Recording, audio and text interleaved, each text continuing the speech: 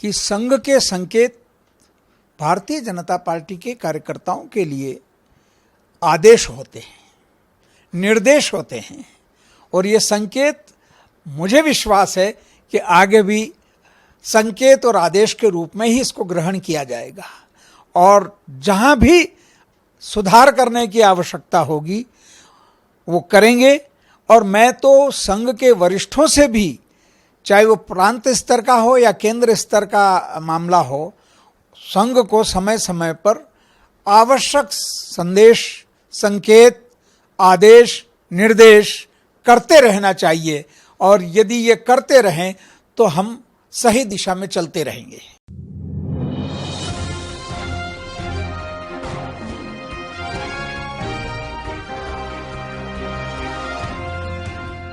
नमस्कार, मैं हूं रविंद्र जैन और आप देखना शुरू कर चुके हैं सबकी खबर।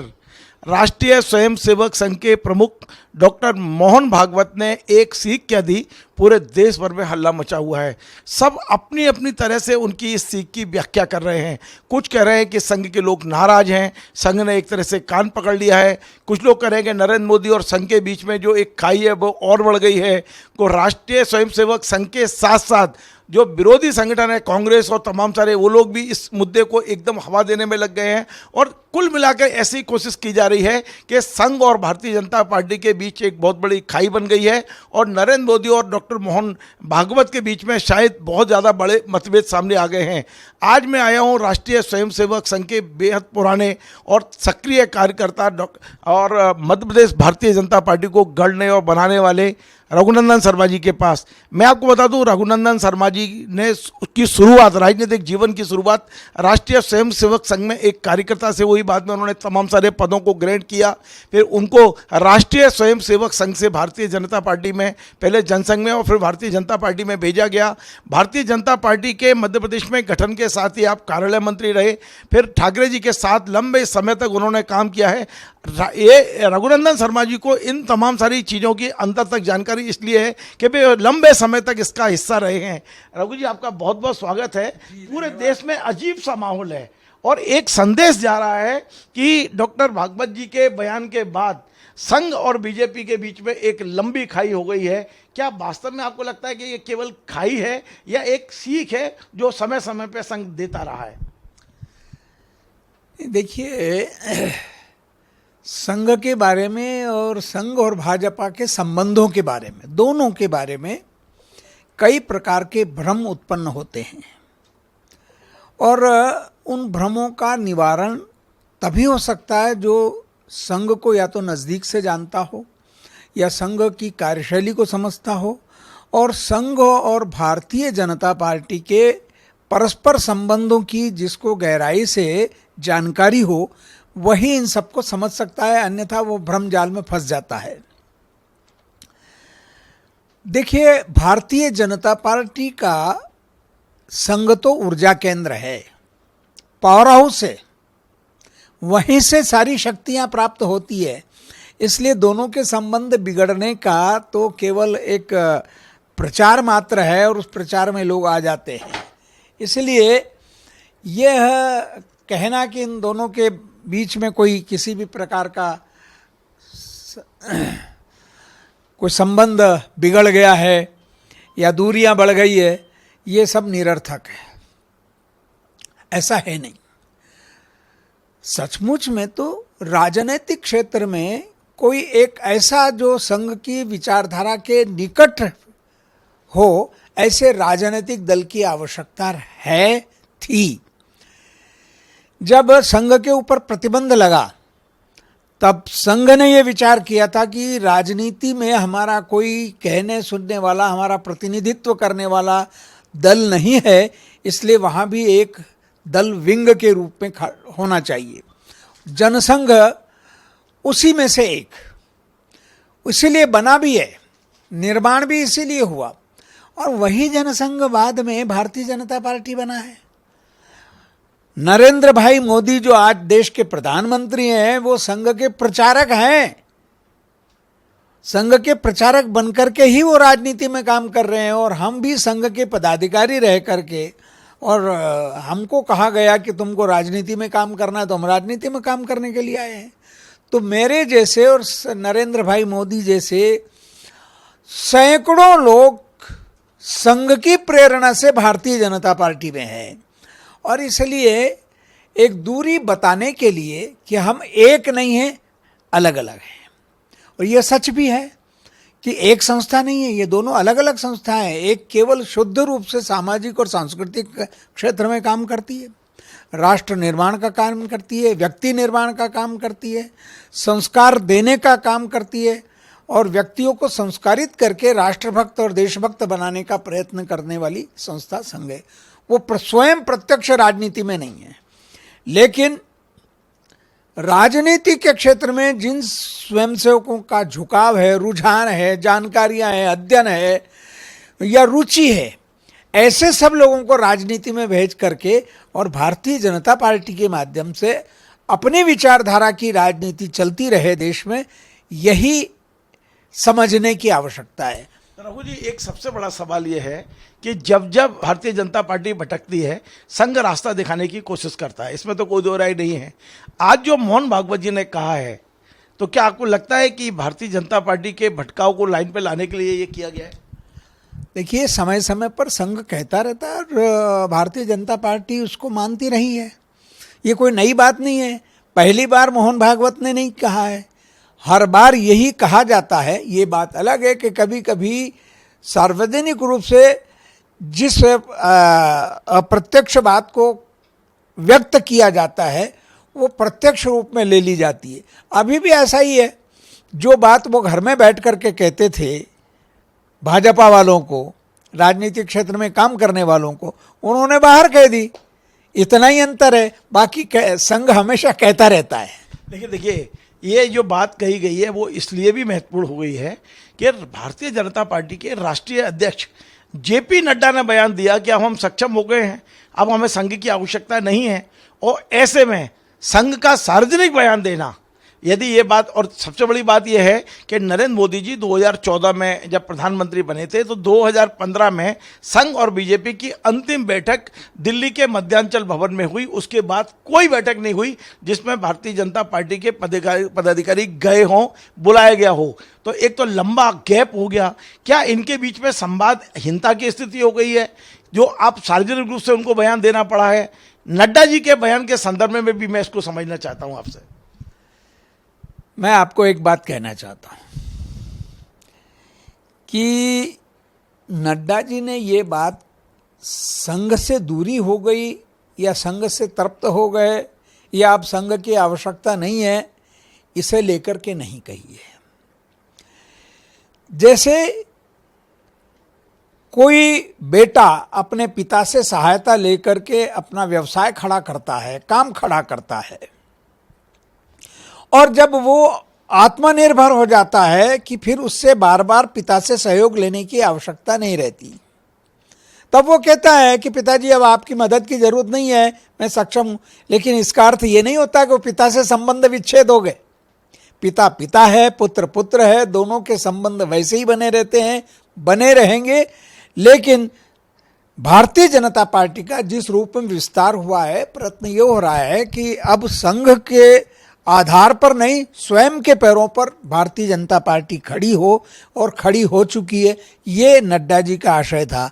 लेकिन वहाँ जहाँ से प्रेरणा प्राप्त होती है, जहाँ से आशीर्वाद मिलता है, जहाँ से विचारधारा मिलती है, जहाँ से कार्यकर्ता मिलते हैं, जहाँ से पूर्णकालिक लोग मिलते हैं, वह तो हमारा स्रोत बना ही हुआ है। वो पिता का घर है, पिता का घर पिता का ही घर रहने वाला है। चलिए, तो जिन मुद्दों पे उन्होंने कान पकड़ा है या जिन मुद्दों पे सलाह दी है, उन मुद्दों पे मैं बात करना चाहता हूं। क्या वाकई प्रधानमंत्री की ये बहुत बड़ी भूल मानते हैं आप कि मणिपुर जलता रहा और उस पर दो शब्द नहीं बोल रहे? वहां जाना तो बहुत दूर, मणिपुर का नाम तक जुबान पर नहीं लाते हैं। क्या इसको संघ के कहने के बाद अब लगता है कुछ सुधार होगा? देखिए, कुछ समस्याएं ऐसी होती है जो इतनी उलझ जाती है कि उनको सुधारना और सुलझाना बड़ा मुश्किल होता है। जो चिंता सरसंघ चालक आदरणीय मोहन जी भागवत को है, वही चिंता संघ के और भारतीय जनता पार्टी के प्रत्येक कार्यकर्ता को भी है। मेरा अभी प्रत्यक्ष में राजनीति में कोई दायित्व नहीं है, लेकिन मणिपुर जल रहा है तो हमारे राष्ट्र का अंग होने के कारण, देश का अंग होने के कारण, देश के नागरिक होने के कारण वहाँ जो कुछ हो रहा है उसकी पीड़ा मेरे हृदय में भी है और आपके हृदय में भी होगी कि किसी अपने देश का जो क्षेत्र है वहाँ उत्पात हो रहा है, संघर्ष हो रहा है, जल रहा है। तो यह पीड़ा प्रत्येक देशभक्त के मन में होती है और भारतीय जनता पार्टी के जो पदाधिकारी हैं, चाहे नरेंद्र भाई मोदी हो, सरकार में बैठे हुए अन्य लोग हैं, उनके अंतःकरण में उतनी ही देशभक्ति है जितनी बाकी लोगों के है। इसलिए चिंता उनके मन में भी है। अब किस प्रकार से उसका निराकरण किया जाए वो जरूर विचार करेंगे। देखिए कोई कमी तो रह गई, तभी ना मोहन भागवत जी ने कहा कि भाई इस क्यों हो रहा है ऐसा। आज तक नरेंद्र मोदी जी क्यों नहीं गए? इस यदि उनके मन में चिंता है तो वो मणिपुर क्यों नहीं गए?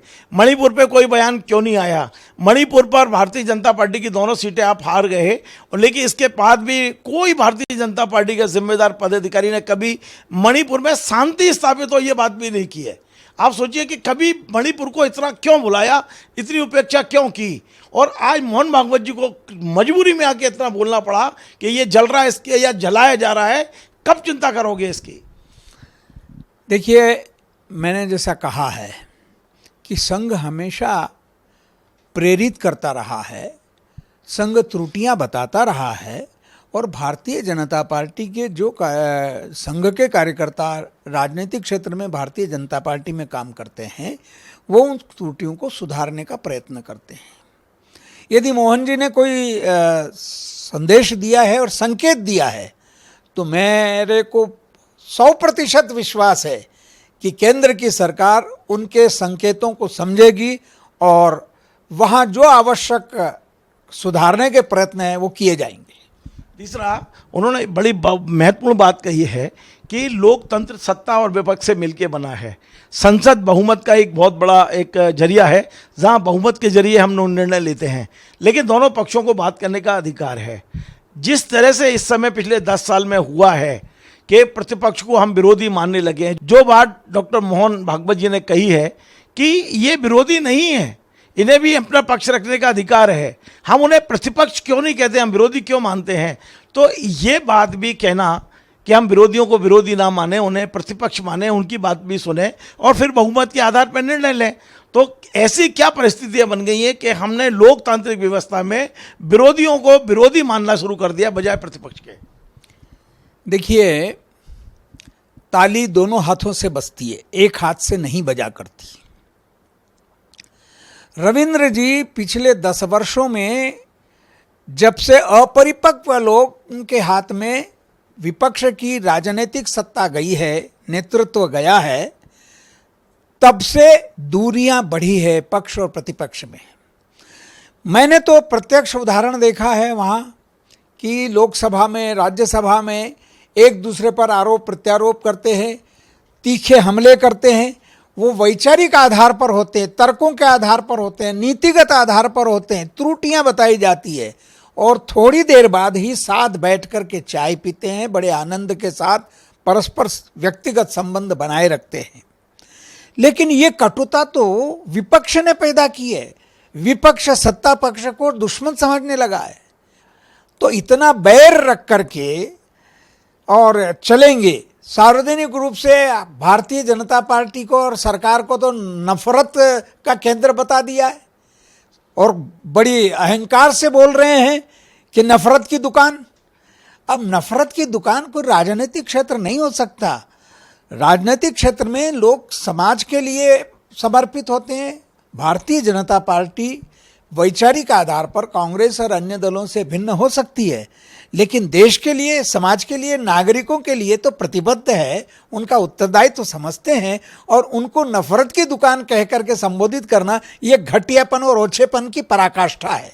चलिए, बेशक आप ये बात कह रहे हैं, लेकिन डॉक्टर मोहन भागवत जी ने एक तरह से अपनी पार्टी को संकेत दिए गए कि आपको तो कम से कम इनको प्रतिपक्ष मानना चाहिए। एक और बात उन्होंने कही है, मैं उस पृष्ठ पे आ रहा हूँ। उन्होंने कहा है कि अहंकार नहीं होना चाहिए। यदि आपको सत्ता मिली है तो सत्ता का अहंकार नहीं होना चाहिए, सद्भाव होना चाहिए, सहजता होना चाहिए। और आज तो मेरे ख्याल है ऑर्गेनाइजर जो संघ का बड़ा अखबार है, उन्होंने भी एक आर्टिकल छापा है कि अति विश्वास जो बहुत ज़्यादा हो गया था उसके कारण से बहुत बड़ा नुकसान हुआ है। तो ये तमाम सारी चीज़ें संघ की ओर से आ रही हैं। लगता है कि सरकार इन्हें सारी चीज़ों को गंभीरता से लेगी और आगे जो दिखेगा वो अहंकार रहित होंगे, प्रतिपक्ष को प्रतिपक्ष मानेंगे, मणिपुर पर कुछ काम होता दिखाई देगा। आपने जितने सवाल रविंद्र जी उठाए हैं ये सामयिक है, समय की और परिस्थितियों की अनुकूलता के आधार पर इस प्रकार के सवाल उठाए जाते रहे हैं। आपने बिल्कुल सही कहा है। और संघ, मैं आपको पहले भी कह चुका हूं कि संघ हमारी पितृ संस्था है और पितृ संस्था यदि हमें कोई संकेत करती है तो हम उसके अनुसार ढलते हैं, काम करते हैं और उसके अनुसार चलते हैं। निश्चित रूप से यदि संघ ने कोई संकेत दिए होंगे तो भारतीय जनता पार्टी का नेतृत्व, छोटे से लेकर बड़ा नेतृत्व, नीचे से लेकर ऊपर तक का नेतृत्व, सारे संघ के संकेतों को समझकर उनके अनुसार काम करेंगे और देश हित सर्वोपरि का जो हमारा मूल सिद्धांत है उसके आधार पर ही भारतीय जनता पार्टी और उसके नेतृत्व करने वाले लोग काम करेंगे। सरकार में बैठे हुए लोग भी देश हित तो सर्वोपरि को ही रख करके और आगे बढ़ेंगे। चलिए एक आखिरी सवाल, क्योंकि भागवत जी ने ये लंबे समय बाद मुंह खोला है, मुझे एक बात याद आ रही है और मुझसे ज़्यादा जानकारी आपकी होगी। 2007 के आसपास की बात है जब दिल्ली में अडवाणी जी बहुत पावरफुल थे और 4 लोगों की चौकड़ी बन गई थी। इसमें जेटली जी भी थे, प्रमोद जी भी थे, सुषमा जी थी और वो अडवाणी जी के लिए इस तरह का कब्जा हो गया था कहीं ना कहीं कि दूसरे लोगों के लिए कोई स्पेस बाकी नहीं रह गया था बीजेपी में। तब भी डॉक्टर मोहन भागवत ने कहा था कि ये चौकड़ी अब दिल्ली में नहीं चलेगी और उनके उस कहे का ये असर हुआ था कि एक तरह से वो जो चौकड़ी थी वो पूरी तरह समाप्त हुई। उन भारतीय जनता पार्टी में आज वो लोग कहाँ हैं आप भी जानते हैं और मैं भी जानता हूँ। और नरेंद्र मोदी और अमित शाह उसके विकल्प के रूप में सामने आए। आज इतने लंबे समय बाद फिर मोहन भागवत जी ने मुंह खोला है।